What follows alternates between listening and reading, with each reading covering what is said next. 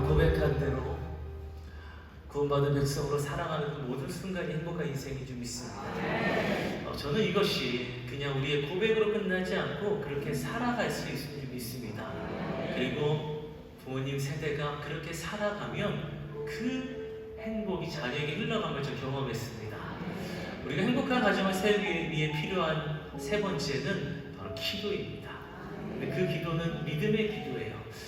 저는 참 행복한 인생을 살아왔어요. 그 이유는 저희 어머니가 행복한 사람이었기 때문에 저는 행복했습니다. 그런데 세상의 관점과 시각으로 봤을 때는 행복할 수 없었을 것 같아요. 그런데 저는 행복했거든요. 그 스토리를 좀 나누고 싶습니다. 우리 어머니는 사랑하는 남자를 만나서 아주 일찍 결혼을 했습니다. 그 당시엔 가난해서 결혼식을 못 올리고 혼인신고를 하고 조촐하게 결혼식으로 올리고 살아가셨는데 첫째가 태어나고 둘째가 태어납니다. 작은 공장을 운영하면서 넉넉하진 않았지만 하루하루 감사히 살아요. 그런데 둘째가 태어나는 순간 갑자기 어머니가 버림을 받게 돼요. 가장 믿었던 사람에게, 가장 사랑하는 사람에게 한순간에 버림을 당합니다. 둘째는 태어나자마자 이제 버림받은 사람으로 살아가게 돼요. 제가 그 둘째잖아요. 어머니가 이렇게 버림받은 상처를 안고 살아가는데 그래도 어떻게든지 가정을 살려보고자 그분을 찾아가서 회유도 하고 다시 애원도 하고 많이 설득도 했지만 돌아오지 않으셨어요. 어머니 상처만 깊어집니다. 어머니는 그때부터 가정을 혼자서 꾸려나가야 되는데 이상하게 그때 운영하던 작은 그 공장이 부도가 나요. 84년도에 3억이 넘는 부도가 나면서 어머니는 그 빚을 혼자 담당해야 됐습니다. 여러 동업하는 분들이 다 연락이 안 되니까 어머니에게만 빚쟁이들이 쫓아와요. 1년에 4번 이사를 다니는데도 여전히 빚쟁이가 집안에 찾아와서 빚을 요구합니다. 어머니는 어떻게든지 빚도 갚고 우리 아이도 잘 키워보려고 공장 일을 못하니까 다른 일에 뛰어들면서 일을 하셨는데 우리 어머니가 뛰어들으셨던 일이 다른 사람 가정에 들어가서 가사도우미하는 일이었어요. 낮에는 가사도우미 하시고 그 일이 끝나면 밤에는 보조도우미하러 가셨습니다. 그리고 우리 어머니는 식당에서, 시장에서 할 수 있는 일을 다 찾아가셨어요. 양쪽에 보따리를 들고 김을 팔고 다니시기도 하시고 어떤 날은 설거지를 하시는 식당에서 일을 하시면서 어머니가 그렇게 지내셨습니다. 우리 어머니 나이가 그때 28살이었어요. 너무나 아름답고 미래를 꿈꾸고 싶고 사랑받고 싶고 꾸미고 싶은 나이인데 그런 삶은 없어지고 이제 생업전선에서 오직 자녀들을 위해서 살아가야 됐습니다.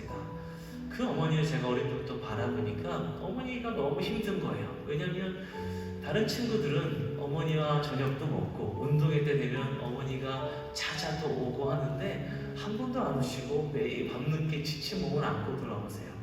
제 마음 가운데 어머니를 좀 도와야겠다. 어머니 혼자 너무 힘든 것 같아서 내가 어머니를 도와드리면 우리 어머니가 조금 일찍 들어와서 같이 저녁도 먹고 같이 이야기도 하고 할 수 있지 않을까. 그래서 저도 일을 하기 시작합니다. 근데 제 나이가 조금 어렸던 것 같아요. 이 자리에 제 나이랑 비슷한 또래의 친구가 없는 것 같습니다. 저는 초등학교 4학년 때 처음 아르바이트를 시작합니다. 4학년 때 학교 앞에 가서 신문 배달을 하겠다고 제가 말을 했고 받아줬어요. 딱 한 군데가 받아줘서 그때부터 저는 학교를 마치면 바로 신문대고스에 가서 신문을 받아서 저희 어린이 자전거에 싣고 동네를 돌립니다. 석간신문을 돌리니까 학원 가는 친구를 만나고 놀러 가는 친구를 만나고 다른 부모님들 만나고 선생님도 만나요. 그러면 쑥닥쑥닥거리죠. 제 아빠 없는 애야, 제 가난해서 신고해당하는 애야. 모든 애들이 다 알기 시작합니다. 그리고 이제 저를 그렇게 달갑게 보지 않겠죠. 저는 신문을 돌리다 보니까 금방 밤이 찾아와서 신문을 잘못 돌려 혼나기도 하고 어떤 날에는 저랑 다른 삶을 살아가게 되는 가정을 창문 너머로 본 적도 있습니다. 그렇게 저의 일하는 인생이 시작되어서 지금까지 한 번도 멈춘 적이 없는 것 같아요. 6학년 때는 구두방에 들어가서 구두를 닦는 사람이 됩니다.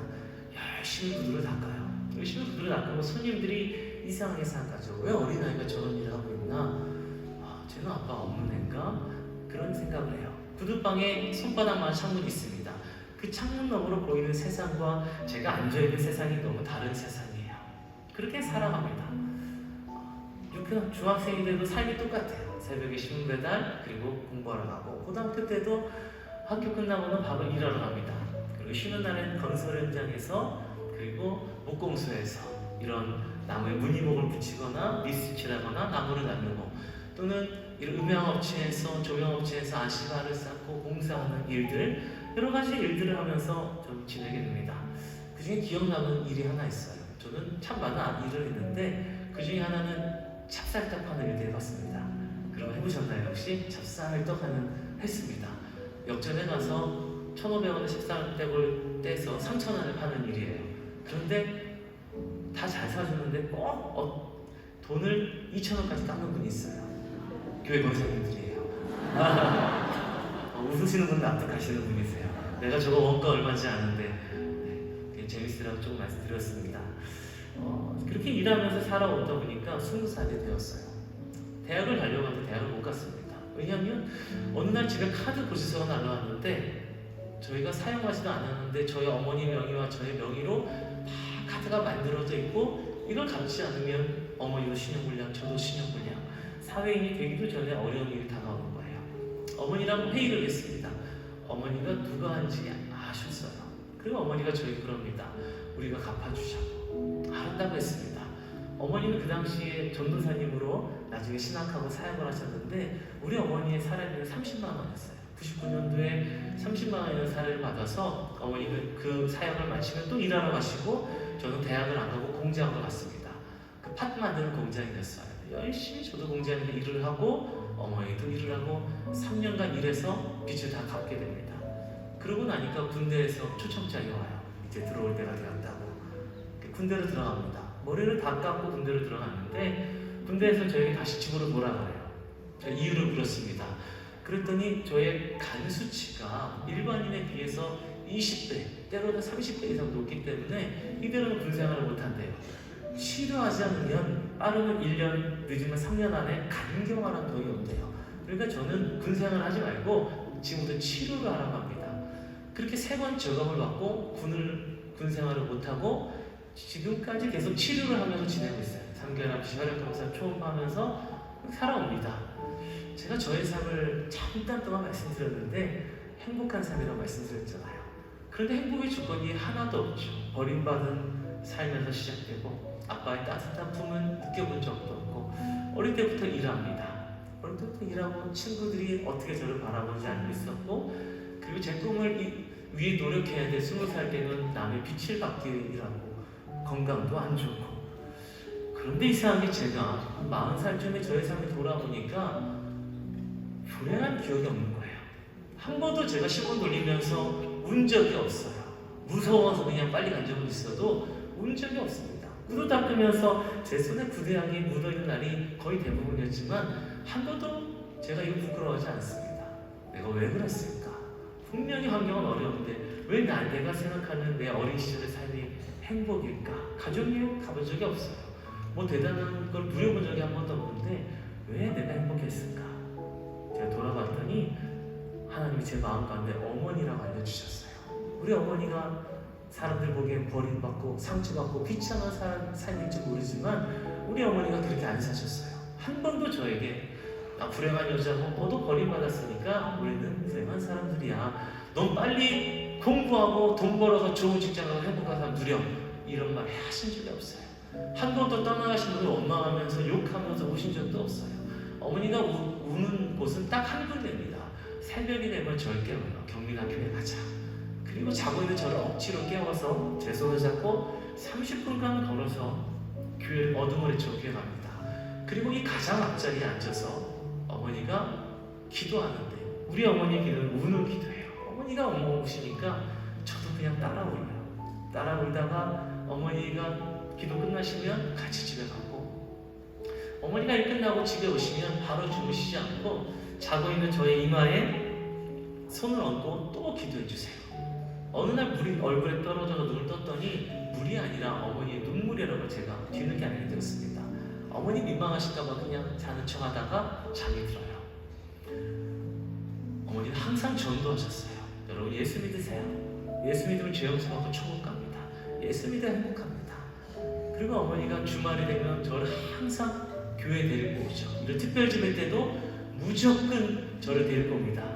꼬셔서라도 야, 좋은 거 있어. 가보면 아무것도 없었는데 무조건 좋은 거 있다고 데리고 와요. 앉혀봐요. 그리고 말씀을 듣게 하시고 찬양을 부르게 합니다.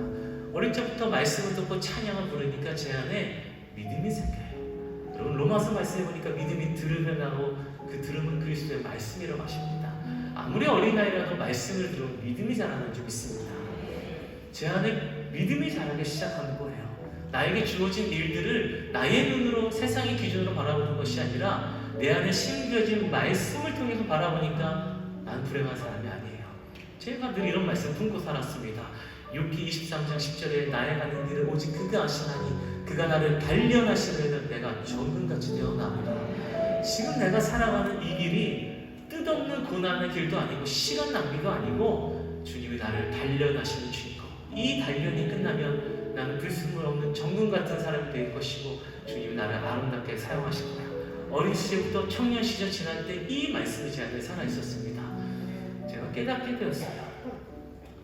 내가 착해서 내가 어떤 선천적으로 착하고 내 믿음이 좋아서 내가 여기까지 온 것이 아니라 우리 어머니의 그 눈물의 기도, 어머니가 믿음으로 먼저 살아가셨고 그 기도로 인해서 내가 여기 서 있구나. 어머니의 기도로 인해서 내가 신앙을 갖게 됐고 내가 말씀 붙잡고 여기까지 왔구나. 나의 공로가 하나도 없구나. 깨닫게 됩니다. 그리고 나서 찬양을 만들기 시작해요. 어머니의 기도는 땅에 떨어지지 않고 어머니의 기도는 자녀를 살게 하네. 눈물로 뿌린 기도의 씨앗은 기쁨의 열매로 거두리. 저는 어머니가 기도하면 자녀가 저를 결단코 망하지 않습니다. 그 기도 우리 하나님 반드시 응답하십니다. 응답하신 게 얼마나 놀라우시냐면요, 우리는 너무 짧은 인생이에요. 기도하다가 자녀보다 먼저 있다가 떠날 수 있지만 우리의 기도를 들으시는 하나님은 영원하신 분입니다. 자녀의 사는 날 동안 가장 필요할 때에 열매를 자녀에게 거두게 하실 줄 믿습니다. 오늘 우리 이 찬양 같이 부르시면서 주님 행복한 가정을 위해서 내가 다른 건 하는 것이 아니라 먼저 엎드리겠습니다. 기도하겠습니다. 기도의 재단을 내가 쌓겠습니다. 이러한 결단이 우리에게 넘쳐나기를 간절히 소망합니다.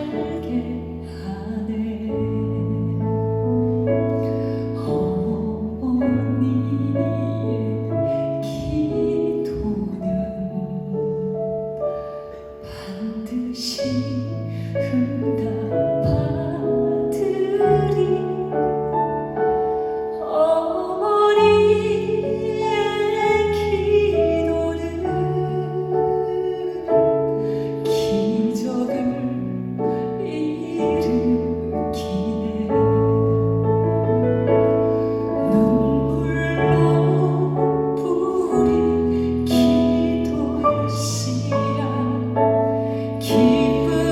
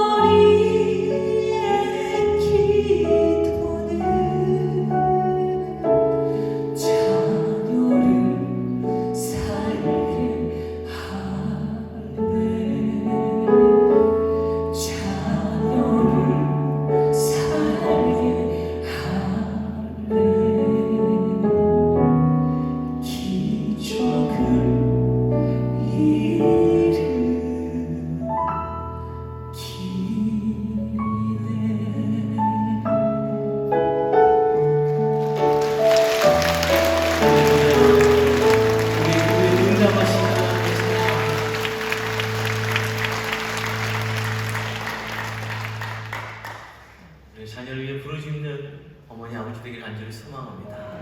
그리고 행복한 가정을 세우기 위해 네 번째로는